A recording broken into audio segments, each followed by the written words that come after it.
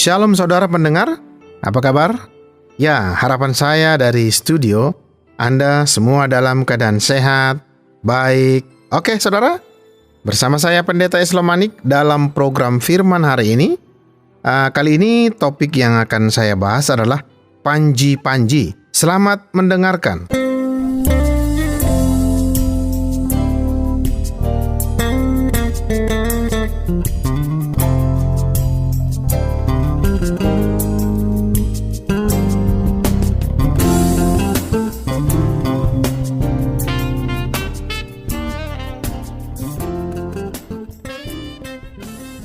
Saudara, dalam sejarah dunia yang asli, Anda bisa menelusuri balik dan melihat bahwa ada banyak panji yang tentara gunakan di mana seseorang membawanya pada tiang di depan mereka yang mengindikasikan siapa mereka. Biasanya ada seekor binatang atau sesuatu yang seperti binatang digambarkan pada panji itu juga. Nah, dalam pertempuran masa awal Israel, khususnya setelah mereka meninggalkan Mesir, Anda ingat setelah tulah-tulah yang Allah kirimkan ke orang Mesir, ya? Firaun akhirnya setuju melepaskan bangsa Israel pergi, dan di bawah kepemimpinan Musa, mereka mulai menyeberang padang gurun dan mengarah ke tanah perjanjian. Nah, salah satu musuh mereka yang terkejam yang selalu menyerang dan memerangi mereka dengan kejam adalah orang Amalek. Anda bisa membaca mengenai hal ini di bagian tengah dari kitab Keluaran. Misalnya sekitar pasal 17 ya, akan menjadi awal yang baik. Dalam teks tersebut kita melihat ada nama Allah yang digunakan, yaitu Yahweh Nisi. Sungguh kata ini sulit diterjemahkan. Namun kemungkinan yang lebih baik adalah menyebutkan panji atau tanda yang menyatakan milik siapa tentara tersebut. Mereka milik Yahweh. Mereka tidak akan pernah menyebutkan kata Yahweh karena kata untuk Allah tersebut amat sakral. Saat mereka ingin melihatnya tertulis, mereka akan mengatakan kata yang lain dan kata itu adalah Adonai. Dan kata ini hanyalah sebuah kata yang menggantikan kata Yahweh. Itu menunjukkan betapa rewel dan hati-hatinya mereka dalam menggunakan nama Allah. Mereka tidak akan pernah mau menggunakannya karena mereka tidak ingin terpeleset dan keceplosan menggunakan kata Yahweh. Ini adalah kata panji yang akan mendahului mereka dalam peperangan. Faktanya, cara lain yang mereka gunakan adalah dengan membawa tabut perjanjian diangkat berjalan di depan mereka. Bahkan ketika mereka akan bergerak dari satu bagian ke bagian lainnya, mereka akan melakukan hal tersebut. Anda ingat betapa berhati-hatinya mereka dengan hal itu. Tentu tabut perjanjian merupakan barang yang amat sangat berharga bagi mereka untuk mengingat siapa Allah mereka. Anda ingat ada kepingan tablet 10 perintah yang dibawa turun Musa dari Gunung Sinai di dalam tabut tersebut. Juga ada manna untuk mengingatkan umat bahwa mereka telah diberi makan manna selama hari-hari mereka melintasi padang gurun. Ada juga tongkat Harun di dalamnya, dan lain-lain. Inti yang ingin saya buat adalah semua itu merupakan pengingat bagi mereka tentang siapa Allah mereka, dan itu bagaikan sebuah panji yang mendahului mereka.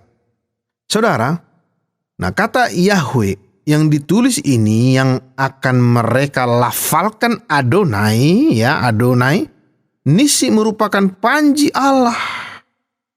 Saya akan memberi Anda sebuah referensi. Saya pikir satu referensi ada di pasal 17 kitab Keluaran.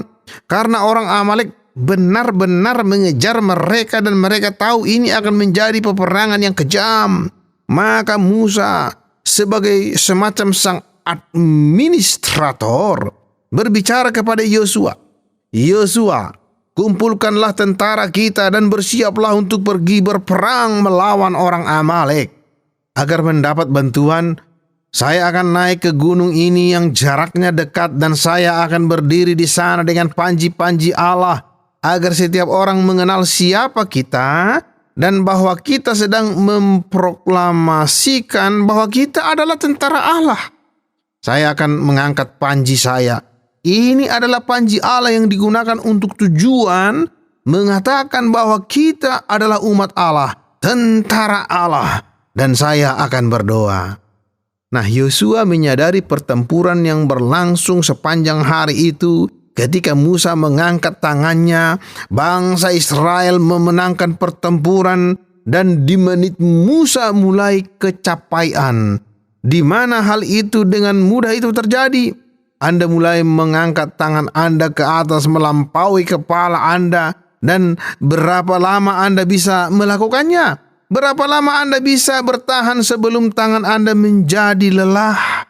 Anda tahu, saya berada pada usia di mana bahkan ketika memakukan paku ke dinding setelah 5 atau 6 kali tangan saya sudah mulai lelah. Maka tidak diragukan, Musa mulai melemah dan kelelahan, dan ketika tangannya mulai turun, nampaknya Yosua melihat orang Amalek mulai memenangkan pertempuran, dan mereka mulai memukul mundur bangsa Israel. Maka ia ingin menyampaikan informasi ini kepada Musa, dan ia membuatnya amat jelas. Engkau harus mempertahankan tangan terangkat, teruslah berdoa, dan angkatlah panji-panji Allah. Maka mereka memahami itu. Mereka menggulingkan sebuah batu besar agar Musa duduk di atasnya. Maka ia duduk beristirahat, dan ada Harun dan Hur di sisi kanan dan kirinya. Mereka berdiri di sisi Musa dan memegang tangan Musa agar tidak turun, sehingga mereka bisa terus memenangkan pertempuran dan mengangkat panji Allah, tongkat Allah. Saudara, sekarang saya akan memberi Anda referensi lain dari Perjanjian Lama, di mana Anda bisa melihat kesamaan kasus dengan yang ini.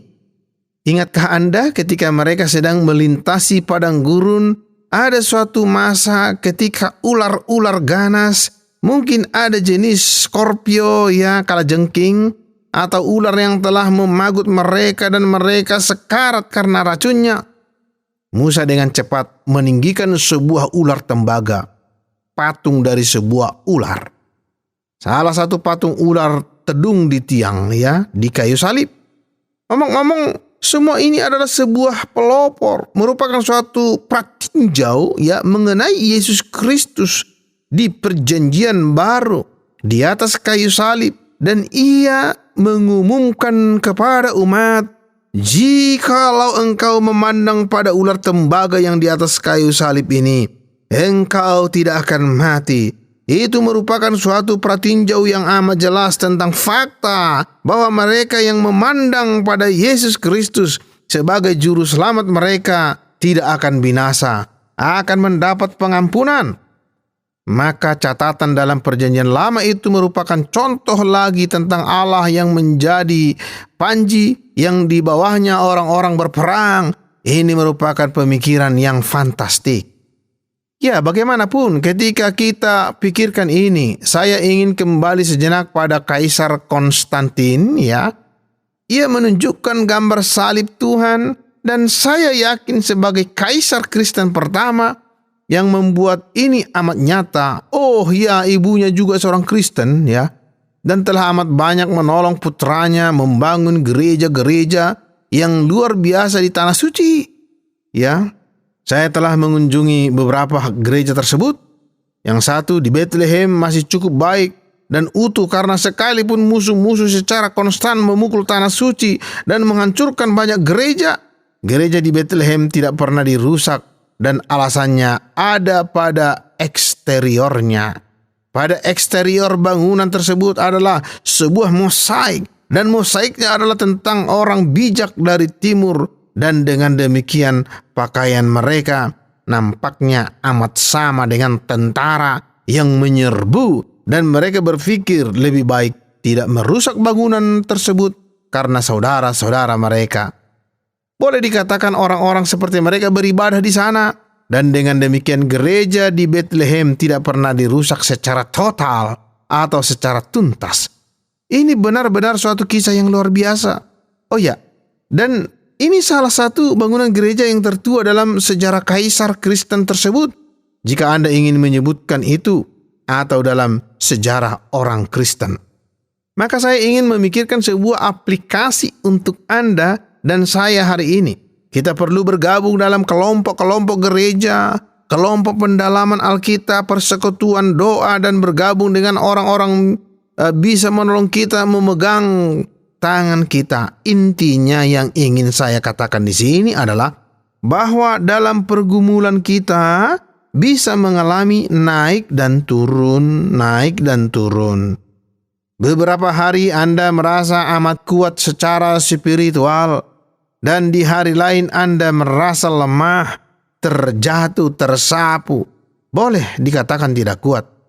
Indahnya menjadi bagian dari gereja Kristen dan kelompok pendalaman Alkitab atau persekutuan doa adalah ketika Anda merasa lemah, dikuasai oleh pergumulan dan letih. Anda bisa berkata, "Tolong peganglah tangan saya dan bersamalah dengan saya.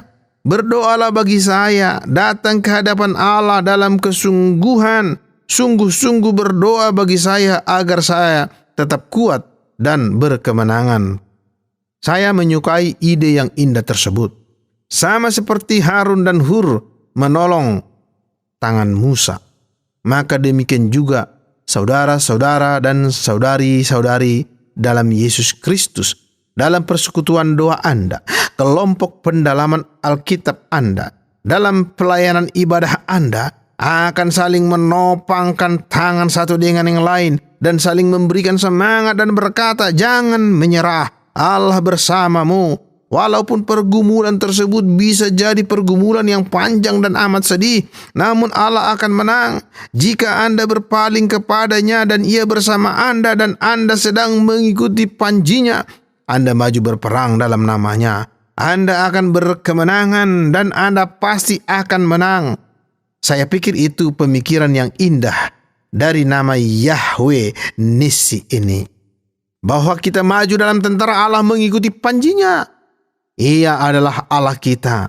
Ia menang atas setan dan seluruh kejahatan dari dunia ini, dan Ia akan memimpin umatnya. Kita berada dalam peperangan dan kita bisa terluka dan lelah. Kita bisa diserang iblis. Saya pastikan itu. Selama kita di bumi ini, namun pada akhirnya kita adalah umat Allah dan Ia akan memberi kita kemenangan. Itulah kesukaan mengikuti Yesus Kristus sebagai Tuhan dan Juru Selamat. Ia adalah Allah perkasa dan kita tidak akan pernah bosan memegang salibnya sebagai panji kita. Kita mengikuti Yesus Kristus dalam setiap pertempuran, setiap harinya, dan kita akan menjadi pemenang. Tuhan Yesus memberkati.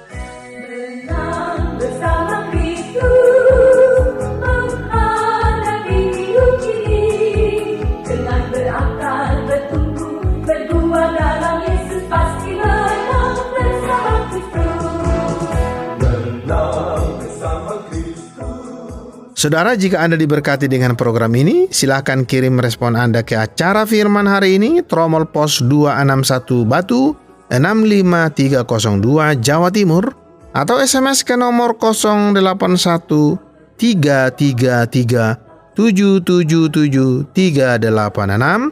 Akhirnya saya Pendeta Islam Manik mohon diri dari ruang dengar Anda.